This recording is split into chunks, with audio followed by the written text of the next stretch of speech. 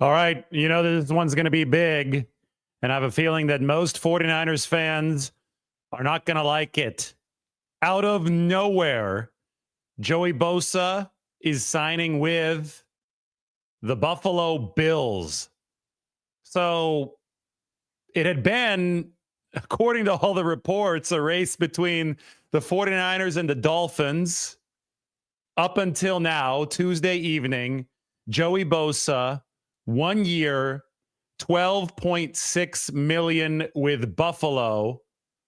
And we'll have to wait and hear the reasoning, but I think that the knee-jerk reaction of a lot of people on the outside is Joey is going to the best place to try to win a title, trying to maximize his title chances in 2025. There was the family appeal in both San Francisco and Miami.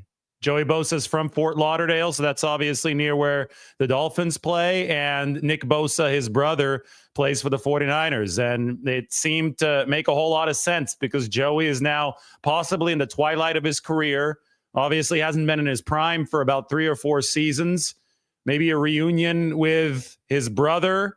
They last played together in high school would make sense, especially since the 49ers right now have a lot of openings along the defensive line. We're going to have to really figure out what their plan is outside of the NFL draft. It's not too late for them to add free agents. The new league year doesn't start till tomorrow. There are going to be a lot of defensive linemen that officially become available tomorrow.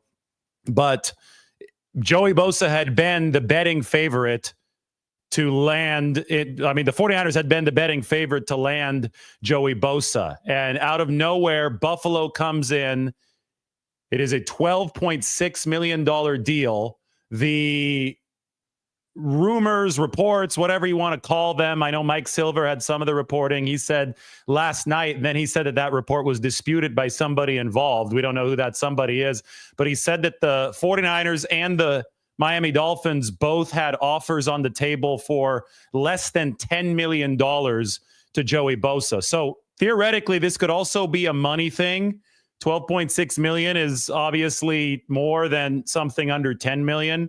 But usually it's a convergence of factors, and nobody is saying that Buffalo has better weather than Miami or the Bay Area. So Joey Bosa did not pick Buffalo because of the city, because of the climate there. I think the New York has state income tax as well, right? So California and New York have state income tax. Florida obviously doesn't. Those weren't the reasons in favor of Buffalo. And I think one reason in favor of Buffalo is that that team just went to the AFC Championship game. They were one bad call away, in my opinion, from going to the Super Bowl. I think they could have given the the Philadelphia Eagles a better game than the Kansas City Chiefs. Joey Bosa sees a lot of the same stuff that we do, and obviously the Buffalo Bills might have called to him for that reason. But there had been a thought, there had been a betting assumption even, because the 49ers were the favorites in these sweepstakes, that they'd land Joey Bosa. And they do not land Joey Bosa. This ends up being the first real shocking twist here of free agency. The former defensive rookie of the year, multiple-time Pro Bowler, Bosa family member, is headed to Buffalo, where he's going to team up with Josh Allen, who just signed his new contract with the Bills. Josh Allen, the 5'5" native. Shout out to Fireball, all of those of you viewing from the San Joaquin Valley. If you like Josh Allen on the Buffalo Bills, you're going to have to watch Joey Bosa play on the same team as him. 49ers have made a couple other moves here over the course of the past 2 hours. First, it was Jason Pinnock, the safety. I think he might start for San Francisco. We'll talk about him in a little bit. Robert Salah coached Pinnock back in 2021, his rookie season with the Jets, and he didn't want to have to let him go. They wanted him back on the practice squad after 2021. Talented player, good athletic profile, but he was poached by the New York Giants, the other team there in New Jersey, after the waiver. And, you know, I have to say that the Buffalo Bills, speaking of Joey Bosa, the Buffalo Bills are the only team in the state of New York. The other two teams, the ones that Jason Pinnock played for, those guys are actually in New Jersey. Anyway, he went to the Giants, played the past 3 seasons there, starting safety for the Giants, has created some havoc in the turnover game. They've used him as a blitzer. I think that the 49ers are really looking to either push Jair Brown or replace Jair Brown. We know Malik Mustafa is a future fixture at that position for San Francisco, but the 49ers signed two safeties today, and Richie Grant and then Jason Pinnock. And then after that, they signed Demarcus Robinson. But this one is really, really interesting to me because everybody's saying, well, okay, they need somebody to pick up the slack for Brandon Ayuk, just in case Brandon Ayuk is not available for the first part of the season due to the ACL tear recovery. But there's a decent chance that Demarcus Robinson is not going to be available for the first few games of the season, maybe the first 3 games of the season. This is what Rams GM Les Snead said about Robinson. Remember, Robinson played for LA last year. Les Snead just 6 days ago said that Demarcus Robinson does have some things that he's got to work through legally this offseason that could prevent play time in the future. So that's the reality. We appreciate what he's done. That was the logic from the Rams for not re-signing Demarcus Robinson, who actually did some nice stuff for them this past season. Played all 17 games. He's only missed 1 game in his career. 505 receiving yards. That was a career high for Demarcus Robinson. 7 touchdowns, including a one-handed game winner against the Seahawks. The legal issue or issues that Les Snead was referring to is a DUI arrest back in November that the NFL can still punish and probably will punish Demarcus Robinson for. At least the Rams were very concerned about this, as you can see by the words of their actual general manager.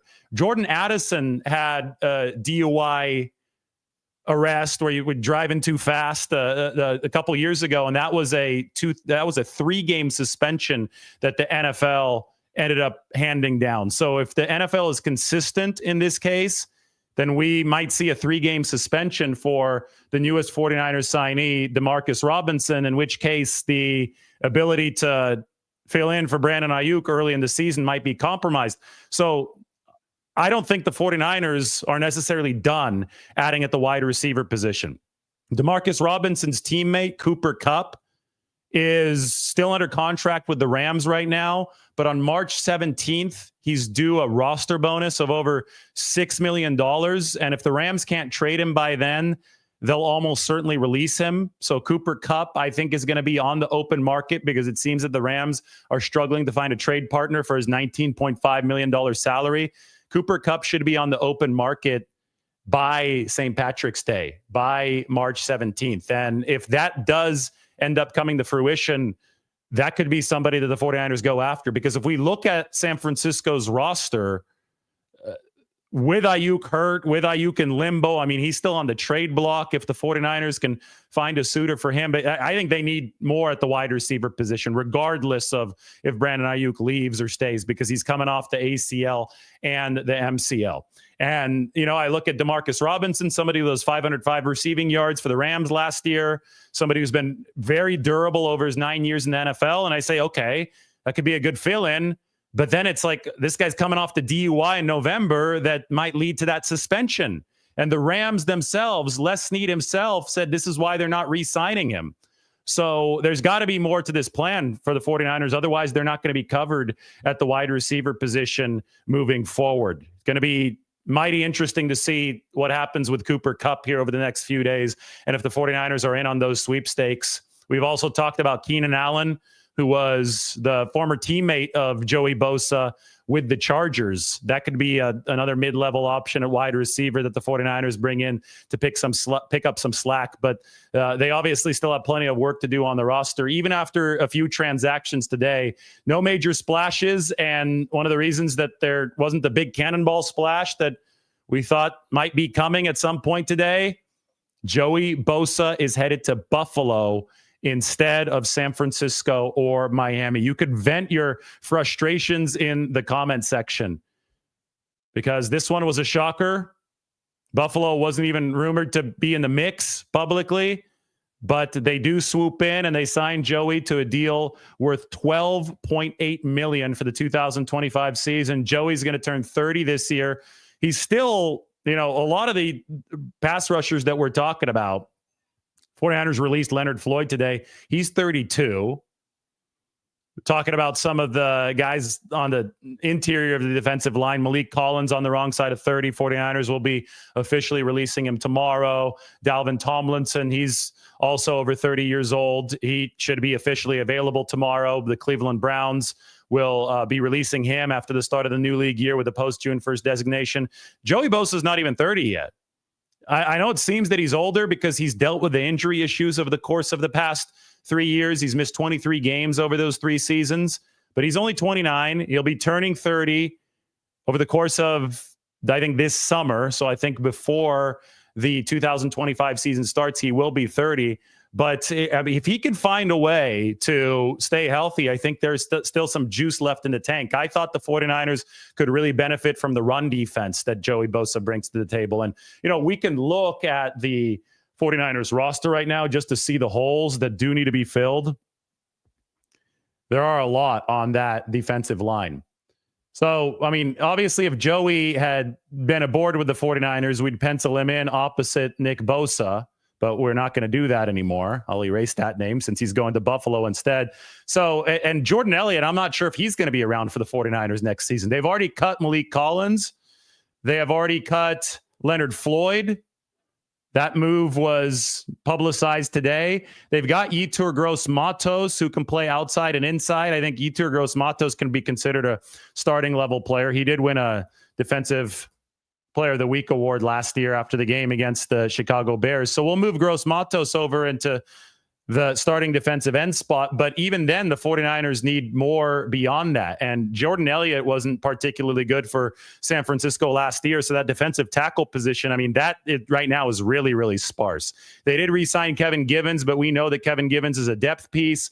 Evan Anderson, the undrafted free agent, played well for the 49ers last year, but I consider that a rotational piece at best.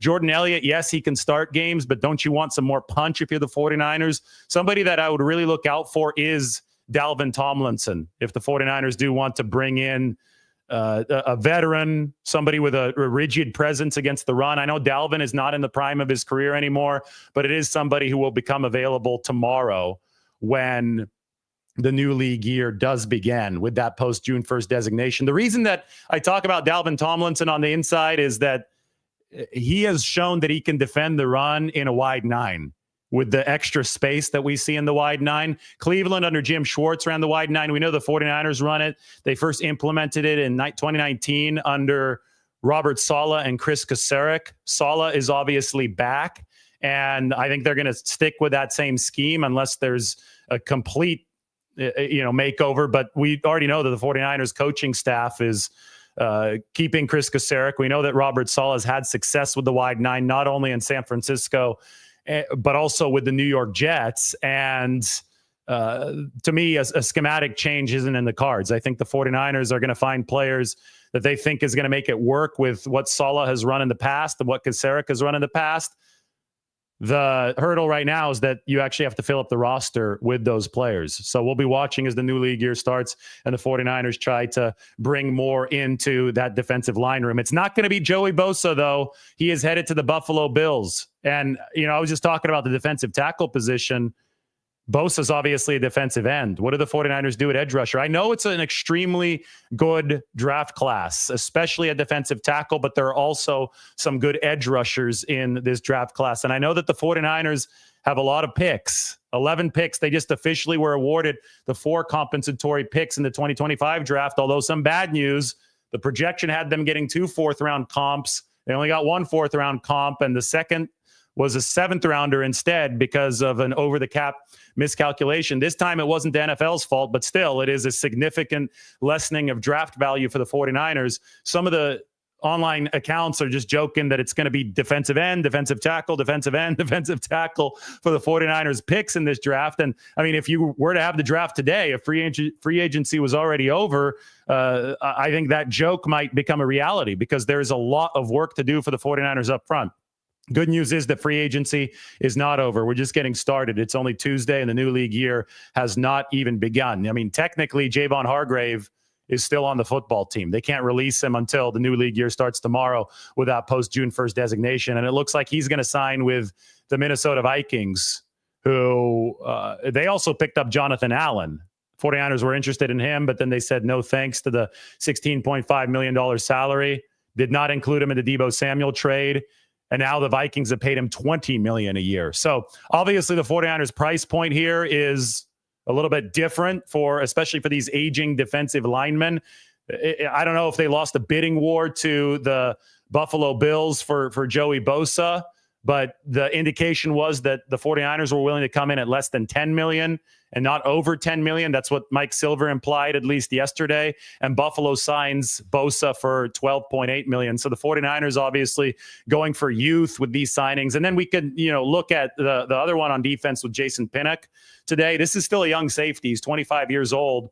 It's a fully guaranteed deal for a year. We don't know the numbers yet, but I'm assuming that it's not going to harm the 49ers too much in the compensatory formula.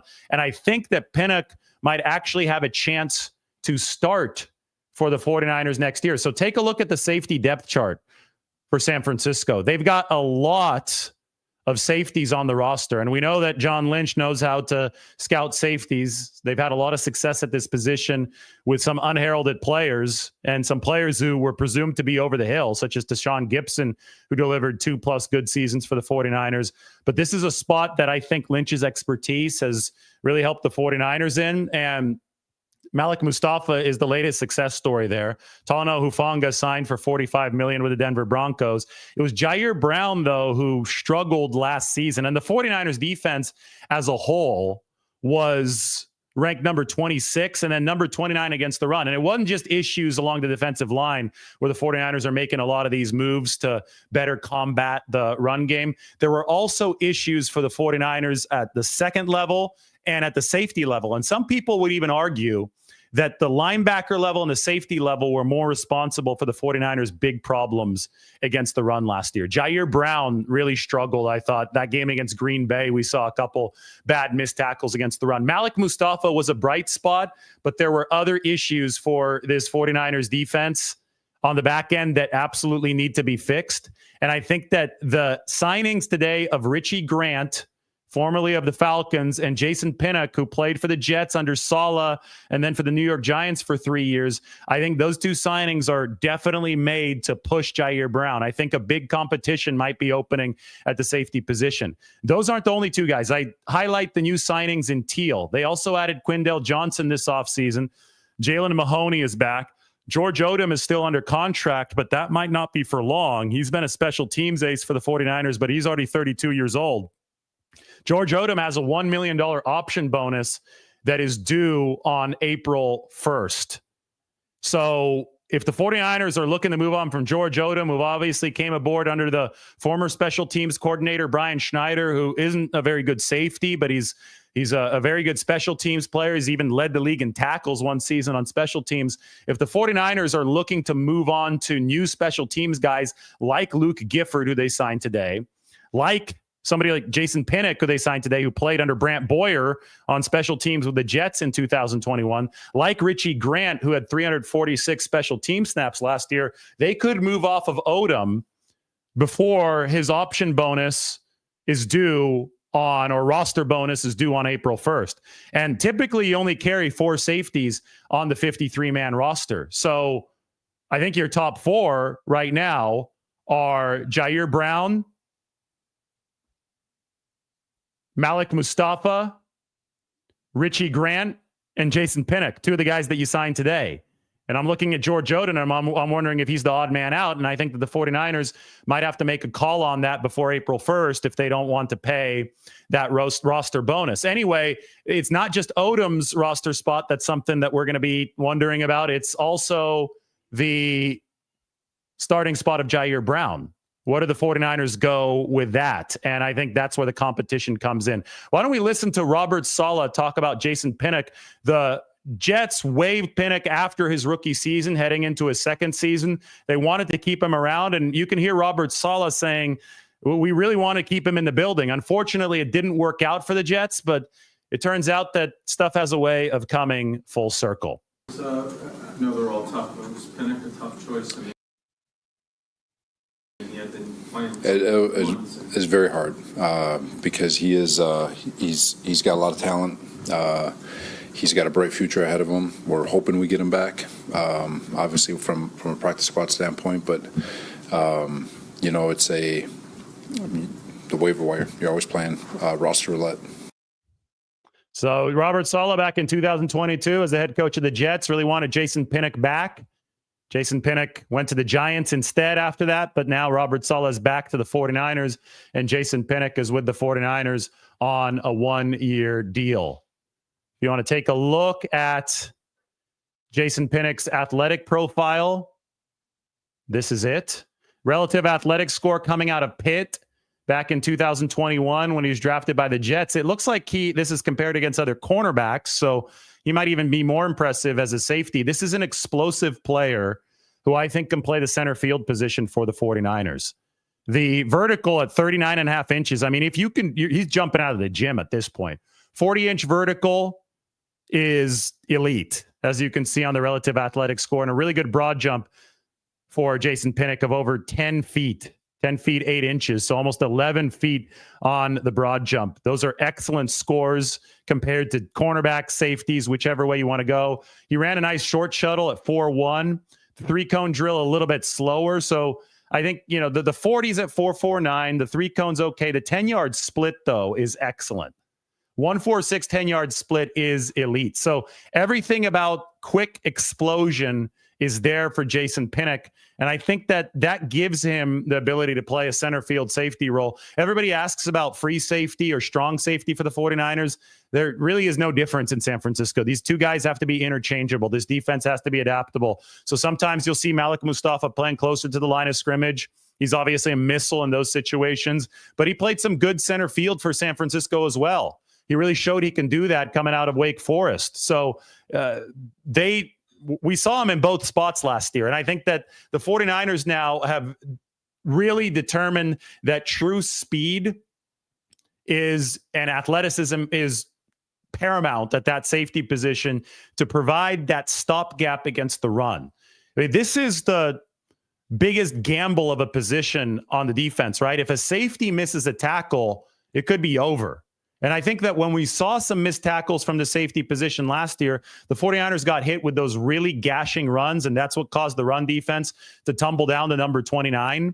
So the 49ers said, okay, Talanoa Hufanga, I mean, he was an all-pro back in 2022, but he wasn't the same player after he tore his ACL and then tore his wrist ligament. There were some missed tackle issues with him that led to some of the run defense problems. And then with Jair Brown, not a fast player. He's a 4.6 40. That was the issue coming out of Penn State, but yet good instincts, right? Interception instincts. He had the most picks in college over his final 2 years at Penn State of any draft-eligible player in 2023. But once the relative lack of speed started hurting the 49ers run defense, once the angles were not there where they needed to be, the 49ers really said, hey, we need to invest in this safety position and some fast, young, hungry players, guys with a lot of short area quickness, especially. So they're making the right cuts at the right time to counteract the cuts that the running backs are making, right? You have to be able to adapt on the fly at the snap of a finger. And when you look at the tape of somebody like Richie Grant, when you look at the tape of somebody like Jason Pinnock, you say, these guys, they have the profile to be able to go out there and definitely challenge Jair Brown for that spot opposite Malik Mustafa. Competition can only make the 49ers defense better. It was so bad to close last season. I mean, it was atrocious to close last season. People were not talking about this enough. And, I felt like a broken record every single time that we went live after a 49ers game. They got gashed against the run again. Outside perimeter runs, but the inside zones killed them. Some of the traps that Green Bay was running at that game in Lambeau with Josh Jacobs killed the 49ers. I remember the first one to Josh Jacobs, Jair Brown couldn't make the play. And I said, something's got to change with this run defense, which is why we talked so much about Joey Bosa. I mean, even if Joey Bosa is a pass rusher who no longer is at the very top of his game. Nick Bosa is obviously a superior pass rusher by a lot at this point in their careers, given the injuries that Joey's gone through. Joey sets a really good edge. And that's why the 49ers could have used him up front. I mean, the commonality between the Malik Collins release and the Leonard Floyd release is that both of those guys played very poorly against the run last year, especially Malik Collins. I think Leonard Floyd, you give him a little bit of a break because he's 240 pounds. He's a different type of player. Robert Salah is going to want a bigger defensive end. They're going to want to insert personnel at each level of the defense that does a better job against the run than they did last year. I think it all comes down to that. I mean, we could talk about the money. We can talk about the cost efficiency until the cows come home. But part of the cost efficiency equation is how well does this player play the run? Because you could spend $200 million on your defense, but if nobody's a good run defender and you finish number 29 against the run, you'll never even have a chance to pass rush.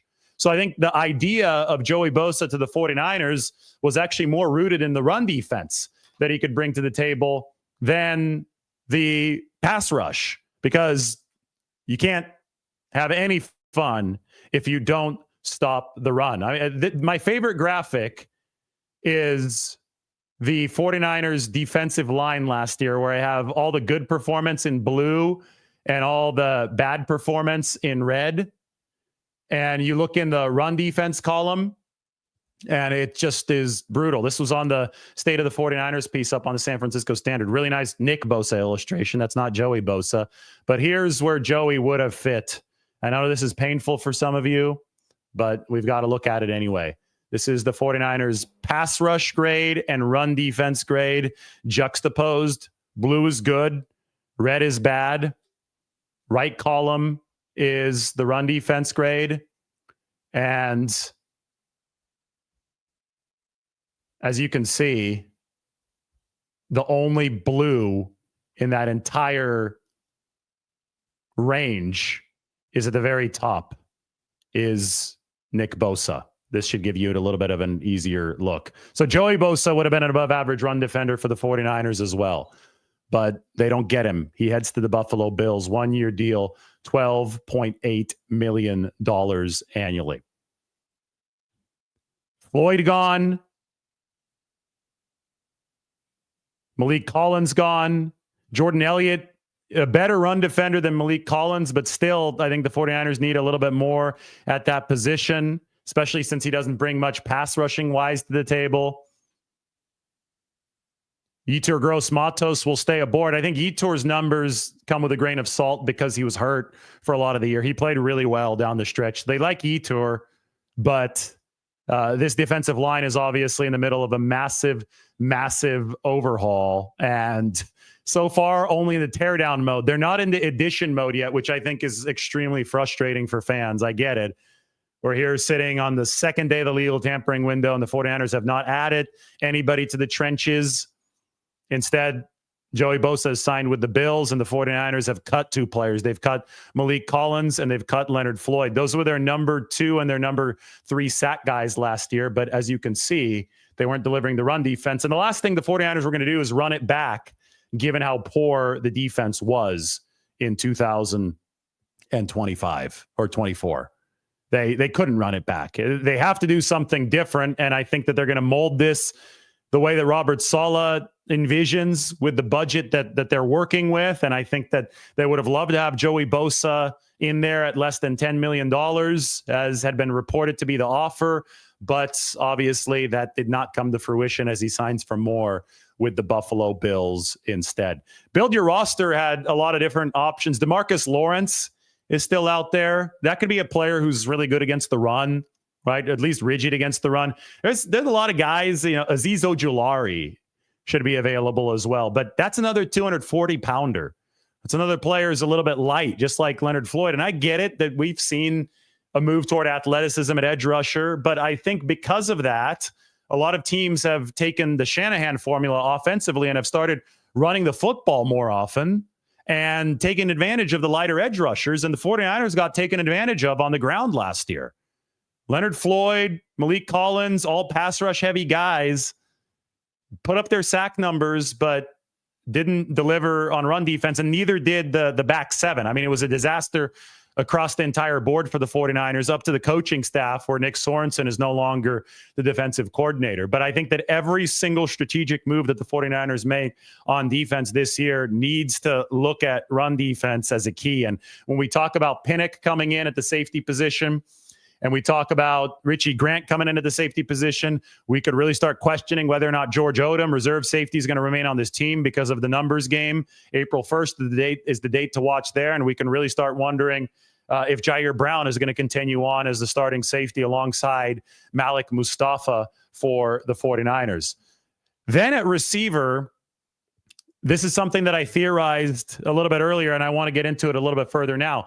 Demarcus Robinson aboard. It's a 2-year deal worth about $4.75 million per year, which seems like a decent price for somebody coming off a career year, even though that was at age 29, 505 receiving yards, 7 touchdowns for the Rams. The one-hander that he brought in to win the game against the Seattle Seahawks was awesome. That was in overtime. Matthew Stafford threw a beautiful pass, and Demarcus Robinson hauled it in. That being said, I went through the big potential concern, and that is league discipline for the DUI arrest back in November. And if Demarcus Robinson misses the amount of time that Jordan Addison did, that is 3 games, Addison was suspended in 2024, then Robinson is not going to be in position to help the 49ers pick up the slack of no Brandon Ayuk if that ends up being the case over the first 3 games. So this whole time, through our roster builder, through our projections for free agency, we've been talking about the 49ers needing to add another receiver or maybe 2. And when the receiver that you have added might be suspended for 3 games to start the season, all of a sudden I'm starting to lean toward they're going to have to add 2. And then I look at the options and I, want to see potential difference makers. Obviously, since the 49ers have lost Deebo Samuel, didn't fit anymore with where they were headed with the structure around Brock Purdy. They wanted more of a separator downfield. This team ranked last in average separation at the time of catch or incompletion last season. Okay, so this is really bad. Demarcus Robinson, yes, he can help with that. He can separate. He played X for the Rams last year in many junctures. He's played in the McVay offense. There's obviously some similarities to where the 49ers offense is going to be going now with Kyle Shanahan and Brock Purdy. So Robinson can obviously help that, but not until he's actually available to play. And if he's out for the first 3 games, that's the time of the season where you're going to need to pick up the most slack if you're the 49ers. So I immediately go and I think of other options. And Robinson saw the most successful year of his career in a wide receiving room, also featuring Cooper Kupp. And Cooper Kupp is, I think, very likely to become a free agent here over the course of the next week. 5th day of the new league year, Cooper Kupp has a roster bonus due. So he's still technically on the Rams, but they've already stated their intention to move on from Cooper Kupp. They obviously have signed Devontae Adams. When you look at Kupp, he's got $14.85 million in base salary scheduled for this season that is not guaranteed, and a roster bonus of $5 million. I said $6 million earlier. It's only, actually $7.5 million. The 2026 roster bonus is $5 million. So $12.5 million in base salary. I was reading the 2026 line. $12.5 million in base salary for Kupp, $7.5 million roster bonus. I could even show you guys how this works if I take a screenshot here, put the over-the-cap contract up on the screen so we can do a little contract dynamic lesson. Why don't we do that? Why don't we display this? This is the remainder of Cooper Kupp's contract. So you could see here 2025 and 2026 are the 2 years left. The Rams have said they're moving on from him. They're trying to trade away 2 years of Cooper Kupp team control, ages 32 and 33, to whoever they can find, right? Whoever can send them some draft capital. And I'm not so sure that anybody's willing to do it because Kupp would be owed $12.5 million this year plus his $7.5 million roster bonus. This column right here in the middle, the prorated signing bonus, the Rams have already paid that. So that's going to be dead money for the Rams. 9.78 plus 7.48 will add up to the dead money hit for LA. But this right here is going to hit the Rams books, or it will hit an acquiring team's books, unless the Rams can't find a trade suitor and they release him, in which case you can crumple up this contract and throw it in the throw it in the trash. 12.5 plus 7.5 is $20 million. So he's owed $20 million for this year, and then 14.85 plus 5 is 19.85. So he's owed 19.85. So it's essentially Cooper Kupp, 2 years, $40 million if a new team acquires him via trade. since nobody's going to do that, maybe Cooper Kupp is going to be a free agent, and maybe he's going to sign for less money than $20 million per year. 49ers can hope. I think the team like the New England Patriots with Mike Vrabel might be really interested in Cooper Kupp. If he does hit the open market, they might be interested now, but they're waiting for him to actually hit the open market so they don't have to trade for him. And I think the Patriots are definitely in a position where they're spending more than the 49ers this offseason. But I look at what Demarcus Robinson did with Cooper Kupp last year, Matthew Stafford, Cooper Kupp, Puka Nacua, that whole Los Angeles wide receiver room. And I say the 49ers can use Kupp. He still runs good routes. He could still be a productive receiver. He's not the 2021 version of Cooper Kupp. He lines up on the inside most of the time, but he could still play outside receiver. I mean, Cooper Kupp has been all over the formation, but when you mix it in with Juwan Jennings and you look at the development of Jacob Cowing and then wherever Brandon Ayuk is going to be, we still got to figure that out for San Francisco. Even if he's on the 49ers, Brandon Ayuk is a player who's coming off of a severe knee injury. But you look at the construction of that receiver room, Ricky Pearsall is obviously the guy that's going to pick up the slack for Deebo Samuel. They can use more bodies beyond Pearsall and Juwan Jennings, the two more established players. And it's crazy that I'm calling Ricky Pearsall an established player, but relative to what the 49ers have right now at that receiver room, that's the case because you can't count on Brandon Ayuk to be back for week one. So, let's illustrate. Let's get this roster back up on the screen. Wide receiver room, Demarcus Robinson is listed there already. Here you go. As you can see, I have Jennings playing the X. Robinson can play the X as well. That's one thing that, I'm talking about this legal situation, and that's obviously a potential headache for the 49ers. But his versatility, he's been in the league for 9 years. He's only missed one game in 9 seasons. Those are all pluses for Demarcus Robinson. At $4.75 million, if you disregarded the legal situation, I think it'd be a good deal for the 49ers. I'm just very curious as to what they're going to do if he's suspended. But the fact that he can play the X position means that the 49ers can be adaptable in the receiver room, which I think that they really missed when Deebo Samuel was on this team because Deebo was only playing the Z for the 49ers.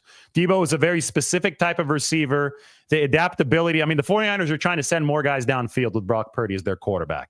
They just signed a tight end, Luke Farrell, to essentially take Kyle Juszczyk's spot, and he's going to be executing some of the blocks that Kyle Juszczyk used to execute at the fullback position, but he's going to be doing that from the tight end perspective. So you're going to have another guy. I know that he hasn't been a tremendously productive receiver over his time, but you're still going to be looking at more 2 tight end sets for the 49ers, more 12 personnel for San Francisco moving forward. That's great. Now Deebo Samuel's gone to Washington, so Ricky Pearsall is going to slide up a spot in the receiving order. He's obviously more of a downfield separator than Deebo Samuel was. Juwan Jennings played the X while Brandon Ayuk was out last year. He's obviously more of a downfield separator than Deebo Samuel was. Demarcus Robinson on the team now. Yes, he can separate. Yes, he had 505 receiving yards last year. He's a good three or four receiving weapon. He can move up in a pinch to be a 2 or a 3 if guys are hurt, as obviously is the case with the 49ers. There are probably going to be more injury complications just knowing the way that this goes.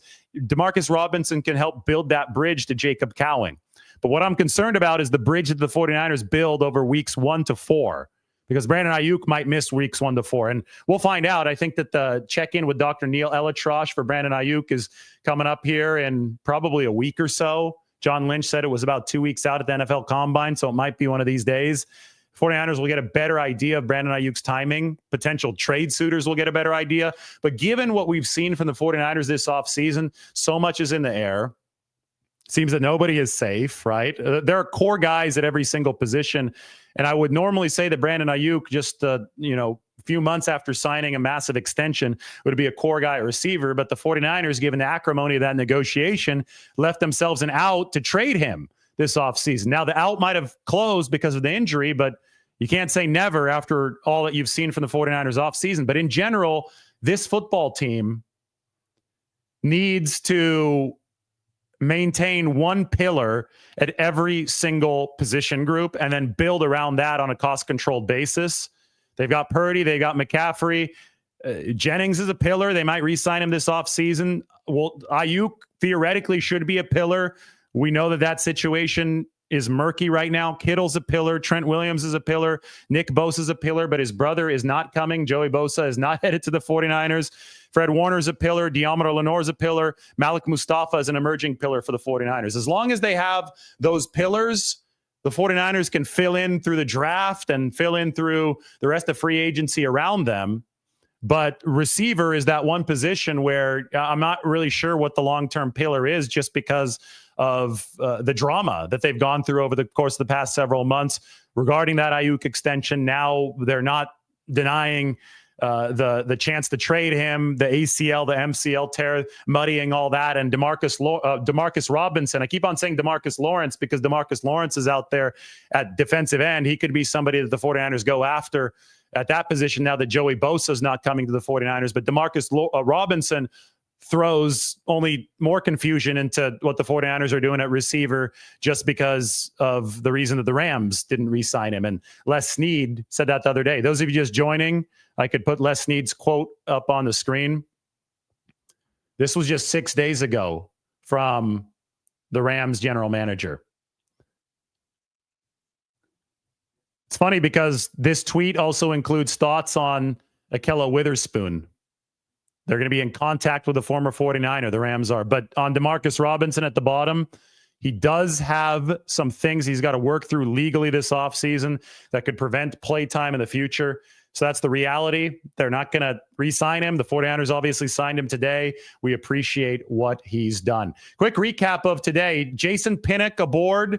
He might replace Jair Brown. He might boot George Odom off the roster because the 49ers earlier signed Richie Grant, another safety. So they added 2 safeties today. Richie Grant for $1.5 million. That's not fully guaranteed. $200,000 of that is fully guaranteed. Pinnock's contract, I believe, includes some more guarantees for San Francisco, but we're going to have to see exactly what that contract looks like. The biggest contract signed today by the 49ers was Demarcus Robinson's, but it comes with the issues that I've been talking about. Demarcus Robinson is at $9 million or 9 or so million, 9.5 million over 2 years. And Joey Bosa that would have been the biggest that the 49ers signed today if he had chosen the 49ers, but he obviously didn't. Joey Bosa is headed to the Buffalo Bills. What do you feel about that? I mean, Lombardi herself is booing in the room next door. She wanted to see when Joey Bosa was cut by the Chargers. What was it, about a week ago? Maybe less than that. The first thing we thought, and the first thing that everybody thought, and maybe even Joey Bosa thought, was he going to join the 49ers? Is he going to join Nick Bosa? Are they going to team up for the first time since Nick's freshman year at St. Thomas Aquinas High School in Fort Lauderdale? The betting odds had Joey Bosa going to the 49ers. The San Francisco team was the favorites for his services, but out of nowhere, he joins the Buffalo Bills. Mike says that money prevails. Possibly, but I mean, the way that things are looking right now, Buffalo, I mean, Buffalo has run a cost efficiency reset of its own, right? It was just last offseason that the Buffalo Bills let a bunch of guys go, including Gabe Davis, Stephon Diggs, their top 2 receivers, Josh Allen's top 2 receivers out of the building last offseason. Everybody talked about the Bills entering this season as a team that wasn't going to make it far. Josh Allen doesn't have his weapons anymore. They're not going to look good. They lost a ton of guys on defense. I mean, they just cut Von Miller in Buffalo, so they're going to have Joey Bosa there instead. But the list of cuts that Mike sent me and I read from Buffalo last offseason, it was cuts and guys they didn't re-sign, actually looked a lot like the 49ers list of cuts and guys that they didn't re-sign. They went through a big reset in Buffalo, yet they still were a bad call away from making the Super Bowl. So the Bills are obviously playing Moneyball with this as well. I think any good team, and it's funny because Brandon Beane is Buffalo's general manager, not related to Billy Bean, but any team with a GM named Bean, it has to play Moneyball, right? So the Buffalo Bills are playing their version of Moneyball around Josh Allen. Just signed that contract extension for $55 million a year, $250 million total guarantees. That's an NFL record. They were able to surge back to the top through cost-efficient signings. Another team that really showcased cost efficiency, the Los Angeles Rams. That defense, that was the lowest spend of any team on its defense this past year. The whole NFL and the Rams were all the way back to the divisional round, and that defense really improved over the course of the end of the season. And then, of course, we looked at the Philadelphia Eagles, who went big-time cost efficiency on defense, poured the money into the offense, defense, a lot of good draft picks, and they won the Super Bowl in dominant fashion. I will say that the one key there that I keep on repeating is the draft. And if you can't draft well, then this formula is not going to work. And in fact, this is the formula that you have to take if you want to be good over a sustained stretch in the NFL. Cost efficiency is the only way to do it.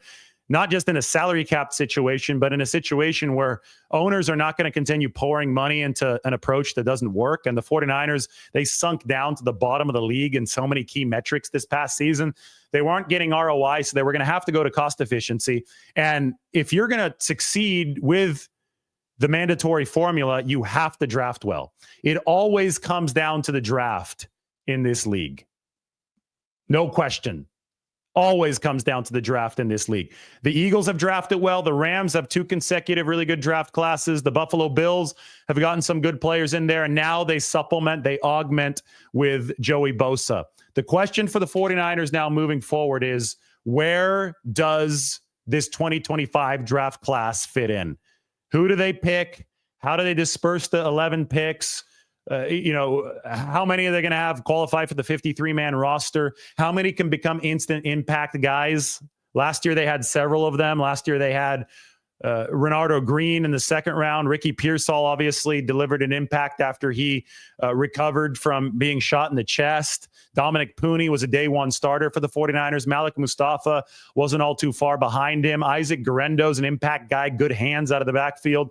He really started to develop a good feel for the running back position as time went along for the 49ers. We'll see what Tatum Bethune does for San Francisco, the 7th round pick. He's going to have a shot to take a bite out of that linebacker position here in year 2. If they can deliver another draft class at the level of the 2024 class, if they could do that again in 2025, the team was going to look a lot like the Rams rebuild, which is what everybody wants to look like. If you could be exemplary in as far as rebuilding through the draft, you could start looking like the Philadelphia Eagles. I mean, the Eagles hit so many grand slams with their defensive draft picks that they turned into the defensive monster that completely shut down the Chiefs in the Super Bowl at the snap of a finger.